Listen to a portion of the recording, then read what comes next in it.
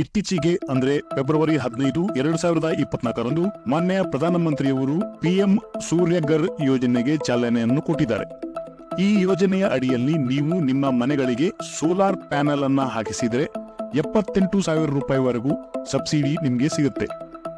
ಹಾಗಾದ್ರೆ ಯಾವುದಿದ್ದು ಸ್ಕೀಮ್? ಈ ಸ್ಕೀಮ್ಗೆ ಅಪ್ಲೈ ಮಾಡೋಕೆ ಬೇಕಾಗಿರುವಂತ ಎಲಿಜಿಬಿಲಿಟಿ ಏನು?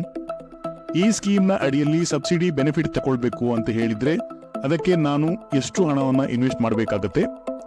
ಈಗಾಗಲೇ ರಾಜ್ಯದಲ್ಲಿ ಜಾರಿ ಇರುವಂತಹ ಗೃಹಜ್ಯೋತಿ ಸ್ಕೀಮ್ ಮತ್ತೆ ಈ ಸ್ಕೀಮ್ನ ನಡುವೆ ಇರುವಂತಹ ವ್ಯತ್ಯಾಸ ಏನು, ಅಥವಾ ಈ ಎರಡೂ ಸ್ಕೀಮ್ ಒಂದೇನಾ ಅನ್ನೋ ಹಲವಾರು ಪ್ರಶ್ನೆಗಳಿಗೆ ಉತ್ತರ ಈ ವಿಡಿಯೋದಲ್ಲಿ ನಿಮಗೆ ಸಿಗಲಿದೆ. ಈ ವಿಡಿಯೋದ ಕೊನೆಯಲ್ಲಿ ನಾನು ಎಷ್ಟು ಕೆಪಾಸಿಟಿ ಸೋಲಾರ್ ಪ್ಯಾನೆಲ್ ಅನ್ನ ಇನ್ಸ್ಟಾಲ್ ಮಾಡಿದ್ರೆ ಎಷ್ಟು ಸಬ್ಸಿಡಿ ಸಿಗುತ್ತೆ ಅನ್ನೋದರ ಬಗ್ಗೆ ತಿಳಿಸಿಕೊಡ್ತೇನೆ. ಹಾಗಾಗಿ ಸ್ಕಿಪ್ ಮಾಡದೆ ಈ ವಿಡಿಯೋನ ಕೊನೆವರೆಗೂ ಕಂಪ್ಲೀಟ್ ಆಗಿ ನೋಡಿದ್ರೆ ನಿಮ್ಗೆ ಅರ್ಥ ಆಗುತ್ತೆ. ಅದರೊಟ್ಟಿಗೆ ಈ ವಿಡಿಯೋನ ನಿಮ್ಮ ಫ್ರೆಂಡ್ಸ್ ಹಾಗೂ ಫ್ಯಾಮಿಲಿಯವರಿಗೆ ಶೇರ್ ಮಾಡಿ. ಇದರಿಂದ ಪ್ರತಿಯೊಬ್ಬರಿಗೂ ಈ ಯೋಜನೆಯ ಬಗ್ಗೆ ವಿವರವಾದ ಮಾಹಿತಿ ಸಿಗುತ್ತೆ ಮತ್ತು ಈ ಯೋಜನೆಗೆ ಅವರೇನಾದರೂ ಅಪ್ಲೈ ಮಾಡಬೇಕು ಅನ್ಕೊಂಡಿದ್ರೆ ಅವರಿಗೆ ಡಿಸಿಷನ್ ತೆಗೆದುಕೊಳ್ಳೋದಕ್ಕೆ ಈ ವಿಡಿಯೋ ಸಹಾಯ ಮಾಡಬಹುದು. ಬನ್ನಿ ಹಾಗಿದ್ರೆ ತಡ ಮಾಡದೆ ಈ ವಿಡಿಯೋನ ಸ್ಟಾರ್ಟ್ ಮಾಡೋಣ.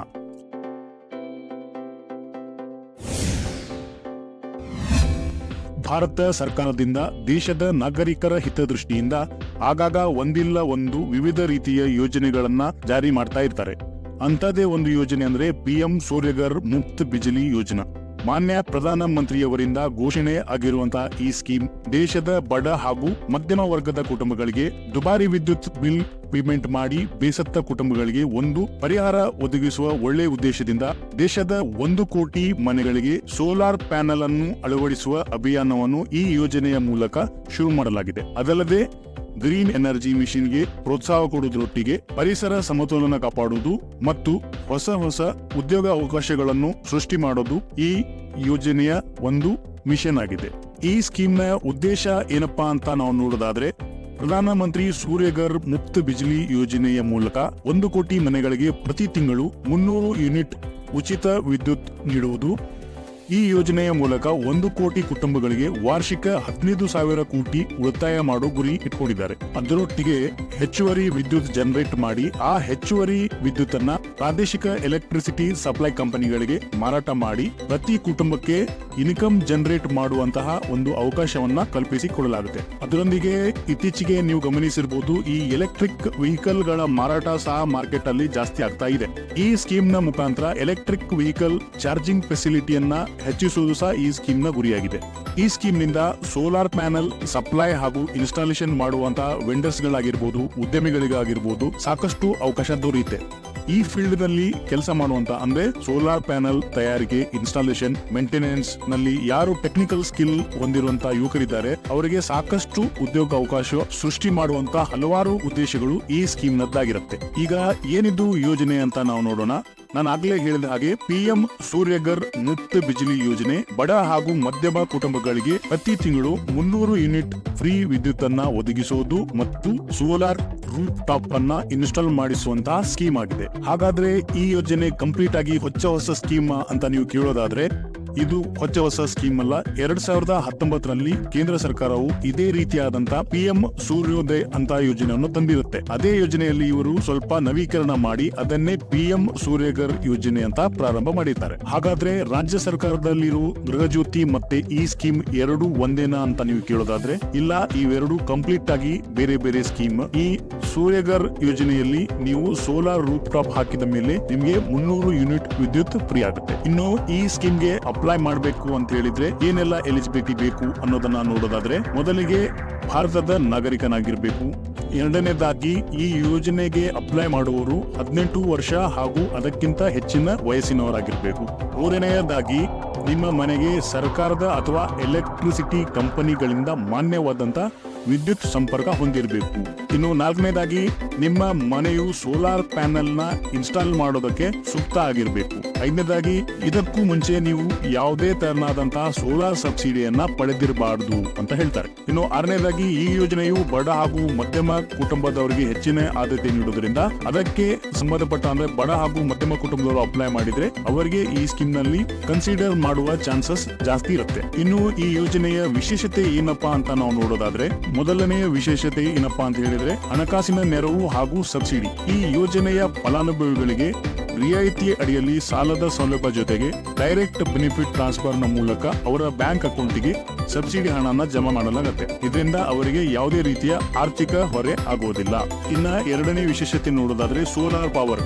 ಪ್ರತಿ ಮನೆಗಳಿಗೆ ಸೌರ ಶಕ್ತಿಯನ್ನು ಹೆಚ್ಚಾಗಿ ಬಳಸಲು ಉತ್ತೇಜನ ಮಾಡುವುದರೊಟ್ಟಿಗೆ ತಳಮಟ್ಟದಲ್ಲಿ ಈ ಯೋಜನೆಯ ಜನಪ್ರಿಯತೆ ಹೆಚ್ಚಿಸಲು ಎಲ್ಲಾ ಪಂಚಾಯಿತಿಗಳು ಹಾಗೂ ನಗರಸಭೆಗಳ ಅಧಿಕಾರದ ವ್ಯಾಪ್ತಿಯ ಅಡಿಯಲ್ಲಿ ಸೋಲಾರ್ ಪ್ಯಾನೆಲ್ ಅನ್ನ ಇನ್ಸ್ಟಾಲ್ ಮಾಡಿಸಲು ಪ್ರೋತ್ಸಾಹ ಮಾಡುವುದು. ಇನ್ನ ಮೂರನೇ ವಿಶೇಷತೆ ಏನಪ್ಪಾ ಅಂತ ನಾವು ನೋಡೋದಾದ್ರೆ ನ್ಯಾಷನಲ್ ಆನ್ಲೈನ್ ಪೋರ್ಟಲ್. ಎಲ್ಲಾ ಗ್ರಾಹಕರಿಗೆ ಅನುಕೂಲ ಮಾಡಲು ಒಂದೇ ನ್ಯಾಷನಲ್ ಆನ್ಲೈನ್ ಪೋರ್ಟಲ್ ಅನ್ನ ಕ್ರಿಯೇಟ್ ಮಾಡಿದ್ದಾರೆ. ಈ ಯೋಜನೆಗೆ ಸಂಬಂಧಪಟ್ಟಂತ ಎಲ್ಲಾ ಅಗತ್ಯ ಮಾಹಿತಿಗಳನ್ನ ಒಂದೇ ಸೂರಿನಡಿಯಲ್ಲಿ ದೊರಕಿಸಿಕೊಡುವಂತ ವ್ಯವಸ್ಥೆ ಮಾಡಿದ್ದಾರೆ. ಇನ್ನ ವೆರಿ ಇಂಪಾರ್ಟೆಂಟ್, ಈ ಯೋಜನೆಗೆ ಅಪ್ಲೈ ಮಾಡಬೇಕು ಅಂತ ಹೇಳಿದ್ರೆ ಯಾವುದೆಲ್ಲ ಡಾಕ್ಯುಮೆಂಟ್ ಬೇಕಾಗುತ್ತೆ ಅನ್ನೋದನ್ನ ನಾವು ನೋಡೋದಾದ್ರೆ ಮೊದಲಿಗೆ ನಿಮ್ಮ ಆಧಾರ್ ಕಾರ್ಡ್ ಬೇಕಾಗುತ್ತೆ. ಎರಡನೇದಾಗಿ ನಿವಾಸ ದೃಢೀಕರಣ ಪತ್ರ, bank passbook, passport size photo, ನಿಮ್ಮ ರೇಷನ್ ಕಾರ್ಡ್, ಮೊಬೈಲ್ ನಂಬರ್ ಮತ್ತೆ ನಿಮ್ಮ ಇಮೇಲ್ ಐಡಿ, ಅಫಿಡವಿಟ್ ಹಾಗೂ ಇನ್ಕಮ್ ಸರ್ಟಿಫಿಕೇಟ್, ಈ ಎಲ್ಲ ದಾಖಲಾತಿಗಳು ಬೇಕಾಗುತ್ತೆ. ಡಾಕ್ಯುಮೆಂಟ್ ಬಗ್ಗೆ ತಿಳ್ಕೊಂಡ ನಂತರ ನೆಕ್ಸ್ಟ್ ಇನ್ನು ಈ ಸ್ಕೀಮ್ಗೆ ಹೇಗೆ ಅಪ್ಲೈ ಮಾಡಬೇಕು ಅನ್ನೋದನ್ನ ನೋಡೋಣ. ಸ್ಕೀಮ್ಗೆ ಅಪ್ಲೈ ಮಾಡೋಕ್ಕಿಂತ ಮುಂಚೆ ವೆರಿ ಇಂಪಾರ್ಟೆಂಟ್, ಈ ತರದ ಯಾವುದೇ ಸ್ಕೀಮ್ ಬಂದಾಗ ಆನ್ಲೈನ್ ನಲ್ಲಿ ಸಾಕಷ್ಟು ಫ್ರಾಡ್ ಅಥವಾ ಫೇಕ್ ವೆಬ್ಸೈಟ್ಗಳು ಬಂದಿರುತ್ತೆ. ನೀವು ಅಪ್ಲೈ ಮಾಡುವಾಗ ಇದರ ಬಗ್ಗೆ ಜಾಗ್ರತೆ ವಹಿಸಿ ಸರಿಯಾದ ವೆಬ್ಸೈಟ್ ಗೆ ಹೋಗಿ ಅಪ್ಲೈ ಮಾಡೋದು ಬಹು ಮುಖ್ಯ ಆಗುತ್ತೆ. ಇನ್ನೊಂದು ವಿಷಯ ಏನಪ್ಪಾ ಅಂತ ಹೇಳಿದ್ರೆ ನೀವು ಯಾವುದೇ ಸರ್ಕಾರದ ವೆಬ್ಸೈಟ್ ಗೆ ವಿಸಿಟ್ ಮಾಡ್ಬೇಕಂತ ಹೇಳಿದ್ರೆ ಅದು gov.in. ಹೆಚ್ಚಿನ ಸರ್ಕಾರದ ವೆಬ್ಸೈಟ್ಗಳು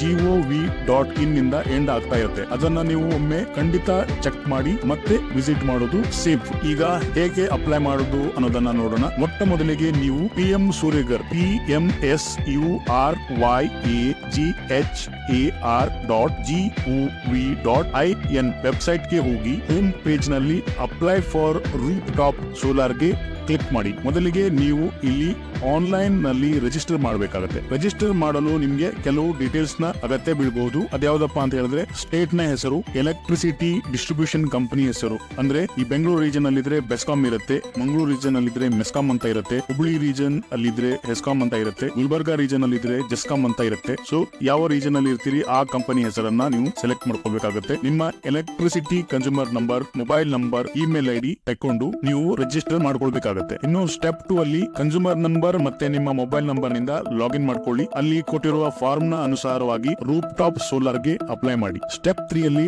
ಡಿಸ್ಕಾಮ್ ಅಂದ್ರೆ ಎಲೆಕ್ಟ್ರಿಸಿಟಿ ಸಪ್ಲೈ ಕಂಪನಿಗಳು ನೀವು ಅಪ್ಲೈ ಮಾಡಿದ ನಂತರ ಅವರು ಒಂದು ಫೀಸಿಬಿಲಿಟಿ ಅಪ್ರೂವಲ್ ಅಂತ ಕೊಡ್ತಾರೆ. ಆ ಅಪ್ರೂವಲ್ ಬರೋವರೆಗೂ ನೀವು ವೇಟ್ ಮಾಡಬೇಕಾಗತ್ತೆ. ಅಪ್ರೂವಲ್ ಬಂದ ನಂತರ ಎಲೆಕ್ಟ್ರಿಸಿಟಿ ಕಂಪನಿಗಳಿಂದ ರಿಜಿಸ್ಟರ್ ಮಾಡಿಕೊಂಡಿರೋ ಅಥವಾ ಅಪ್ರೂವ್ಡ್ ವೆಂಡರ್ಸ್ ಗಳಿಂದ ನೀವು ಸೋಲಾರ್ ರೂಫ್ ಟಾಪ್ ಅನ್ನ ಇನ್ಸ್ಟಾಲ್ ಮಾಡಿಸೋದು ಕಡ್ಡಾಯ ಆಗುತ್ತೆ. ಸ್ಟೆಪ್ 4 ನಲ್ಲಿ ನೀವು ಸೋಲಾರ್ ರೂಫ್ ಟಾಪ್ ನ ಇನ್ಸ್ಟಾಲ್ ಮಾಡಿಸಿದ ನಂತರ ಅದರ ಡೀಟೇಲ್ಸ್ ಅನ್ನ ನೀವು ಪೋರ್ಟಲ್ ನಲ್ಲಿ ಸಬ್ಮಿಟ್ ಮಾಡಬೇಕಾಗುತ್ತೆ. ಸಬ್ಮಿಟ್ ಮಾಡಿದ ನಂತರ ನೆಟ್ ಮೀಟರ್ ಗೆ ನೀವು ಅಪ್ಲೈ ಮಾಡಬೇಕು.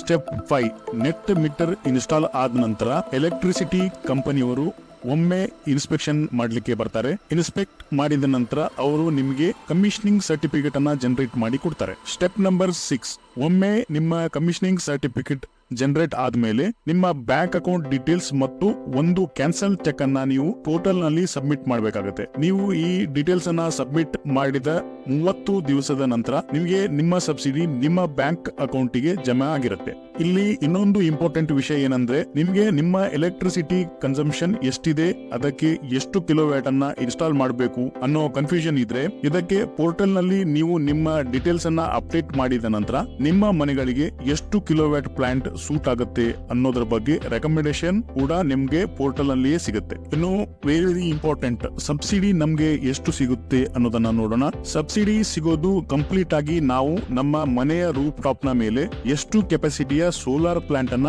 ಇನ್ಸ್ಟಾಲ್ ಮಾಡ್ತೇವೆ ಅನ್ನೋದರ ಮೇಲೆ ಡಿಪೆಂಡ್ ಆಗಿರುತ್ತೆ. ಅಂದ್ರೆ 1 ಕಿಲೋವ್ಯಾಟ್, 2 ಕಿಲೋವ್ಯಾಟ್, 5 ಕಿಲೋವ್ಯಾಟ್ ಈ ತರ. ಬಟ್ ಈ ಸ್ಕೀಮ್ ನ ಅಡಿಯಲ್ಲಿ ಒಂದು ಮ್ಯಾಕ್ಸಿಮಮ್ ಲಿಮಿಟ್ ಇಟ್ಟಿದ್ದಾರೆ. ಅದೇನಪ್ಪಾ ಅಂತ ಹೇಳಿದ್ರೆ ಈ ಸ್ಕೀಮ್ ನ ಅಡಿಯಲ್ಲಿ ಮ್ಯಾಕ್ಸಿಮಮ್ ಕೆಪಾಸಿಟಿ ಅಂದ್ರೆ 10 ಕಿಲೋವ್ಯಾಟ್ ವರೆಗೂ ನೀವು ಇನ್ಸ್ಟಾಲ್ ಮಾಡಬಹುದು. ಅಂದ್ರೆ 10 ಕಿಲೋವ್ಯಾಟ್ ನ ಮೇಲೆ ನೀವು ಇನ್ಸ್ಟಾಲ್ ಮಾಡೋ ಹಂಗಿಲ್ಲ. ಈಗ ಎಷ್ಟು ಕಿಲೋವ್ಯಾಟ್ ಗೆ ಎಷ್ಟು ವಿದ್ಯುತ್ ಜನರೇಟ್ ಆಗುತ್ತೆ ಅನ್ನೋದನ್ನ ಅರ್ಥ ಮಾಡ್ಕೊಳ್ಳೋಣ. ನೋಡಿ, 1 ಕಿಲೋವ್ಯಾಟ್ ಗೆ ಅವರೇಜ್ ಆಗಿ ನಾವು ತಗೊಳ್ಳೋದಾದ್ರೆ 120 ಇಂದ 140 ಅಂದ್ರೆ 120 140 ಯೂನಿಟ್ ವಿದ್ಯುತ್ ಜನರೇಟ್ ಆಗುತ್ತೆ. ಅದೇ ತರ 2 ಕಿಲೋವ್ಯಾಟ್ ನಾವು ಕನ್ಸಿಡರ್ ಮಾಡೋದಾದ್ರೆ ಅವರೇಜ್ ಆಗಿ 240 to 280 ವರೆಗೂ ವಿದ್ಯುತ್ ಜನರೇಟ್ ಆಗುತ್ತೆ. ಇಲ್ಲಿ ಮುಖ್ಯವಾದಂತಹ ವಿಷಯ ಏನಪ್ಪಾ ಅಂತ ಹೇಳಿದ್ರೆ ಎಷ್ಟು ಕಿಲೋವ್ಯಾಟ್ ಗೆ ಎಷ್ಟು ಸಬ್ಸಿಡಿ ಸಿಗುತ್ತೆ ಅನ್ನೋದನ್ನ ನೋಡೋದಾದ್ರೆ 1 ಕಿಲೋವ್ಯಾಟ್ ನಾವು ಇನ್ಸ್ಟಾಲ್ ಮಾಡಿದ್ರೆ ಅದಕ್ಕೆ 30,000 ಸಬ್ಸಿಡಿ ಸಿಗುತ್ತೆ. ಅದೇ ರೀತಿ ನಾವು 2 ಕಿಲೋವ್ಯಾಟ್ ಕೆಪಾಸಿಟಿ ಇರುವಂತಹ ಸೋಲಾರ್ ಪ್ಲಾಂಟ್ ಅನ್ನ ಇನ್ಸ್ಟಾಲ್ ಮಾಡಿದ್ರೆ ನಮಗೆ 60,000 ರೂಪಾಯಿ ಸಬ್ಸಿಡಿ ಸಿಗುತ್ತೆ. ಇನ್ನ 3 ಕಿಲೋವ್ಯಾಟ್ ಇರುವಂತಹ ಸೋಲಾರ್ ಪ್ಲಾಂಟ್ ಅನ್ನ ನಾವು ಇನ್ಸ್ಟಾಲ್ ಮಾಡಿದ್ರೆ ಇಲ್ಲಿ 78,000 ಸಬ್ಸಿಡಿ ಸಿಗುತ್ತೆ. 78,000 ಈ ಸ್ಕೀಮ್ ನಲ್ಲಿ ಮ್ಯಾಕ್ಸಿಮಮ್ ಸಬ್ಸಿಡಿ ಲಿಮಿಟ್ ಆಗಿರೋದ್ರಿಂದ 3 ಕಿಲೋವ್ಯಾಟ್ ನ ಮೇಲೆ ನೀವು ಎಷ್ಟೇ ಕೆಪಾಸಿಟಿ ಸೋಲಾರ್ ಪ್ಲಾಂಟ್ ಅನ್ನ ಇನ್ಸ್ಟಾಲ್ ಮಾಡಿದ್ರು ಕೂಡ ನಿಮಗೆ ಮ್ಯಾಕ್ಸಿಮಮ್ ಸಬ್ಸಿಡಿ 78,000 ಮಾತ್ರ ಸಿಗುತ್ತೆ. ಇನ್ನ ಸೋಲಾರ್ ಪ್ಲಾಂಟ್ ಅಥವಾ ರೂಫ್ ಟಾಪ್ ಅನ್ನ ಇನ್ಸ್ಟಾಲ್ ಮಾಡ್ಬೇಕಂದ್ರೆ ಎಷ್ಟು ಖರ್ಚಾಗುತ್ತೆ, ಅದಕ್ಕೆ ರೂಫ್ ಟಾಪ್ ನ ಜಾಗ ಎಷ್ಟು ಬೇಕಾಗುತ್ತೆ, ಕಾಸ್ಟ್ ಎಷ್ಟಾಗುತ್ತೆ ಅನ್ನೋದನ್ನ ನಾವು ನೋಡೋದಾದ್ರೆ 1 ಕಿಲೋವ್ಯಾಟ್ ಸೋಲಾರ್ ರೂಫ್ ಟಾಪ್ ನ ಇನ್ಸ್ಟಾಲ್ ಮಾಡೋಕೆ ಅರೌಂಡ್ 130 ಸ್ಕ್ವೇರ್ ಫೀಟ್ ಜಾಗ ಬೇಕಾಗಬಹುದು. ಇದಕ್ಕೆ ಅಪ್ರಾಕ್ಸಿಮೇಟ್ ಕಾಸ್ಟ್ ಇವತ್ತಿನ ದಿವಸದಲ್ಲಿ ಅರೌಂಡ್ 50,000 ಅಂದ್ರೆ 50,000 ರೂಪಾಯಿವರೆಗೂ ಬರಬಹುದು. 1 ಕಿಲೋವ್ಯಾಟ್ ಕೆಪಾಸಿಟಿ ಇರುವಂತಹ ಸೋಲಾರ್ ರೂಫ್ ಟಾಪ್ ನಾವು ಇನ್ಸ್ಟಾಲ್ ಮಾಡಿದ್ರೆ ಗವರ್ಮೆಂಟ್ ಇಂದ ನಿಮಗೆ 30,000 ಸಬ್ಸಿಡಿ ಸಿಗುತ್ತೆ. ಇನ್ನು 2 ಕಿಲೋವ್ಯಾಟ್ ಕೆಪಾಸಿಟಿ ಇರುವಂತಹ ಸೋಲಾರ್ ಪ್ಲಾಂಟ್ ಅನ್ನ ಇನ್ಸ್ಟಾಲ್ ಮಾಡಕ್ಕೆ ನಿಮ್ಮ ಮನೆ ಮೇಲೆ ಅರೌಂಡ್ 200 ಸ್ಕ್ವೇರ್ ಫೀಟ್ ಜಾಗ ಬೇಕಾಗಬಹುದು. ಮತ್ತೆ ಇದರದ್ದು ಪ್ರಾಜೆಕ್ಟ್ ಕಾಸ್ಟ್ ಅರೌಂಡ್ 1 ಲಕ್ಷ ಬರಬಹುದು. ನಾನು ಆಗ್ಲೇ ಹೇಳಿದಾಗೆ 2 ಕಿಲೋವ್ಯಾಟ್ ಸೋಲಾರ್ ಪ್ಲಾಂಟ್ ಗೆ 60,000 ಸಬ್ಸಿಡಿ ಸಿಗುತ್ತೆ. ಇನ್ನು 3 ಕಿಲೋವ್ಯಾಟ್ ಸೋಲಾರ್ ಪ್ಲಾಂಟ್ ಅನ್ನ ನೀವು ಇನ್ಸ್ಟಾಲ್ ಮಾಡ್ತೇನೆ ಅನ್ನೋದಾದ್ರೆ ನಿಮ್ಮ ಮನೆ ಮೇಲೆ ಅರೌಂಡ್ 300 ಸ್ಕ್ವೇರ್ ಫೀಟ್ ಜಾಗ ಬೇಕಾಗಬಹುದು. ಅದರ ಕಾಸ್ಟ್ ಬಂದ್ಬಿಟ್ಟು 1,50,000 ರೂಪಾಯಿವರೆಗೂ ಆಗ್ಬಹುದು. ಅದಕ್ಕೆ ನಿಮ್ಗೆ 78,000 ಸಬ್ಸಿಡಿ ಸಿಗುತ್ತೆ. PM ಸೂರ್ಯಗರ್ ಮುಕ್ತ ಬಿಜ್ಲಿ ಯೋಜನೆಯ ಮಾಹಿತಿ ಆಗಿತ್ತು. ಈ ಸ್ಕೀಮ್ ನ ಬಗ್ಗೆ ನಿಮ್ಗೆ ಏನಾದರೂ ಪ್ರಶ್ನೆಗಳಿದ್ದಲ್ಲಿ ನೀವು ಕಮೆಂಟ್ ಮಾಡಬಹುದು. ನಿಮ್ಮ ಪ್ರಶ್ನೆಗಳಿಗೆ ಅಲ್ಲಿ ನಾನು ಉತ್ತರ ಕೊಡೋಕೆ ಪ್ರಯತ್ನ ಮಾಡ್ತೇನೆ. ಈ ವಿಡಿಯೋವನ್ನ ನೀವು ಹೆಚ್ಚು ಜನರಿಗೆ ಶೇರ್ ಮಾಡಿ ಅವರಿಗೆ ಈ ಸ್ಕೀಮ್ ನ ಬಗ್ಗೆ ಮಾಹಿತಿ ತಿಳಿದುಕೊಳ್ಳೋಕೆ ಸಹಾಯ ಮಾಡಿದಾಗೆ ಆಗುತ್ತೆ. ಈಗ ಫೈನಾನ್ಷಿಯಲ್ ಇಯರ್ ಎಂಡ್ ಕ್ಲೋಸ್ ಆಗ್ತಾ ಇದೆ. ಕ್ಲೋಸ್ ಆಗ್ತಿದ್ದಂಗೆ ಇನ್ಕಮ್ ಟ್ಯಾಕ್ಸ್ ಫೈಲ್ ಮಾಡುವ ಪೀರಿಯಡ್ ಸ್ಟಾರ್ಟ್ ಆಗುತ್ತೆ. Income tax saving under section ETC ಯ ಬಗ್ಗೆ ಮಾಹಿತಿ ತಿಳ್ಕೊಳ್ಬೇಕಂತ ಹೇಳಿದ್ರೆ ಈ ನಮ್ಮ ಮುಂದಿನ ವಿಡಿಯೋನ ನೀವು ನೋಡಿ. ನಿಮಗೆ ನಾನು ಆ ವಿಡಿಯೋದಲ್ಲಿ ಸಿಗ್ತೇನೆ. ನಮಸ್ತೆ.